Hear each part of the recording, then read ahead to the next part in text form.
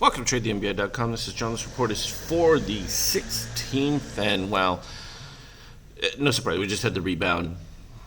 Pretty straightforward. We do have declining shakeouts, so we got a little bit of an ease going on, and we see the short increase that was rising into that, which is also effective. It's potentially putting in the beginnings of a DOC spread here. Day obviously hasn't even begun yet, but we can see that that's beginning, so that's worth taking note to. At this particular point, though, with steel reset complete, and then we got some softening from a daily standpoint with midterm buyers. Short-term buyers should lift things out, at least hold it in place. We do have positive extremes, though, from the breakup, but as long as we're above that ABM, and that's all the way at the 2237, so it's pretty much plateauing here as we get into a I wouldn't call it a flat stall or anything like that overall, given the fact that you just had a rate increase for the second time in decade, performing pretty well. Can't really object to that. NASDAQ obviously finally caught back up to breaking out over the highs. This is not at the same strength of the Dow. The Dow has just been impressive overall, but it has to ease off some of this, and it may suffer a few more setbacks in relative terms compared to the other two. So you'll probably see a little bit of a rotation there where you move back into the NASDAQ and S&P for any discount, and then when the Dow evens out, then they'll take advantage of that. Now, Euro. It's tough for them. They've tried to prop this up every single time it's hit this, for over a year plus. We can go back in the chart and look over a year, and now that's broken down. That's going to also put some little bit of pressure on the S&P as well as NASDAQ, because a lot of those earnings are going to be impacted by the lower exchange rate. Now you're in danger level, because now that you've broken down here, you're close enough. They're going to keep trying to build it back. They got to get back up over that 104.5 range. We're right at the bottom side of it here, and that would be now going to be the new resistance down here, and we could actually put in a little temporary bar if we just cut across here like so. And that's just going to be a threshold that they're going to have to keep it back above. Otherwise, you're in danger anywhere below this point to reaching parity. And if that happens, there's no question that you're going to break below it significantly.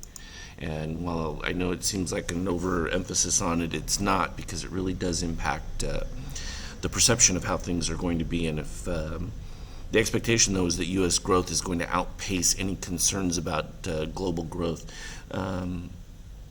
it's an interesting one, particularly if we have an antagonistic approach towards China trade.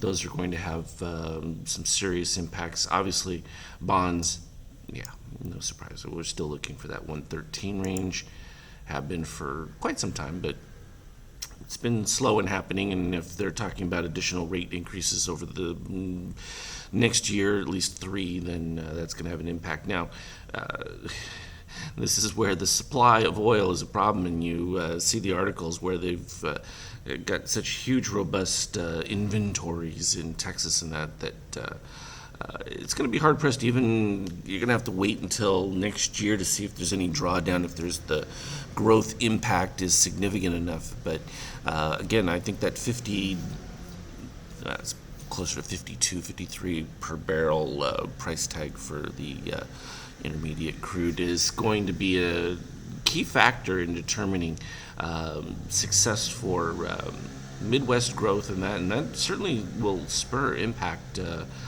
throughout the country. So that's definitely worth watching. And if you get a ramp up in the economy, then certainly you can see crude oil prices rise further, but it's a little early for that. And then obviously gold under that pressure, and now we can actually go way underneath that ABM value right there, because unless things turn around from there, this has been an easy short all the way through, and there's been no change in gold prospects. And most of this is stemmed from India, even though you can see some central banks starting to add to their supply, but I think there's still a little bit more downside available. So here was the 5K that we had talked about, buy signals coming in the pre-market.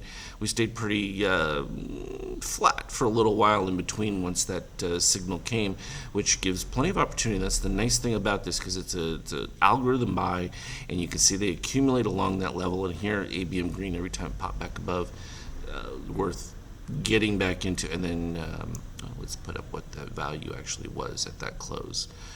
2251, and then we ended up with the first credible short was right up here at 63.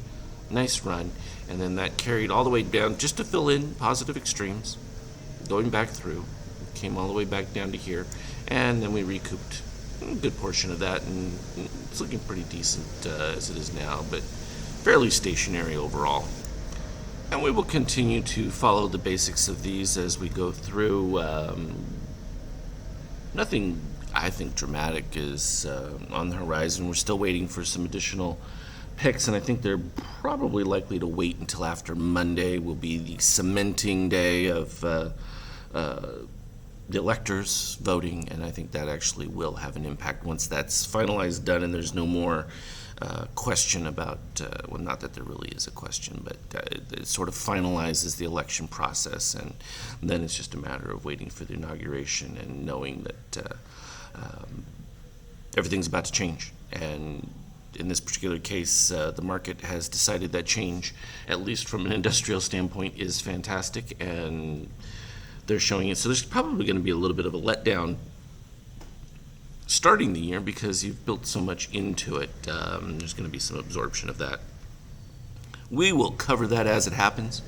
As always, though, continue to trade well. We've got my little Grace's birthday. She's turning 10 on Monday, and she's having her big event this Friday evening. So I'll be back and forth in between with a gaggle of girls here in the house, and that's always fun to have added excitement. So, as always, trade well, and we will talk on the Skype chat.